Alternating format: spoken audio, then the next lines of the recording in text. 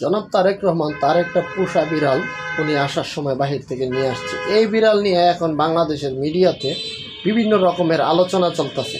আমার প্রশ্ন একটাই, উনি একটা বিড়াল পালে, এটা তার পোষা প্রাণী, সে নিয়ে আসছে, এতে কইরা মিডিয়ার সকলেই এখন লাইগা পড়ছে ওই বিড়ালের পিছে।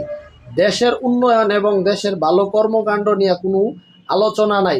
কোন অঞ্চলে শীত কেমন আগে প্রত্যেকটা নিউজে আমরা শুনতে পেতাম, এখন কিন্তু কোন অঞ্চলে শীত কেমন তার কোনো খবর নাই। এখন আছে জনাব তারেক রহমানের বিড়ালে কি খাবে, কোন দেশের বিড়াল, তার নাক কথানি বড়, চোখ কথানি, শরীরের লোম কথানি, মানে মানে কি বলবো ভাই, মানে একটা ভীতিকিচ্ছা অবস্থা। এইভাবে কি মিডিয়াগুলো কি ধ্বংস হয়ে যাইতেছে নাকি আমার মাথায় কাজ করতেছে না।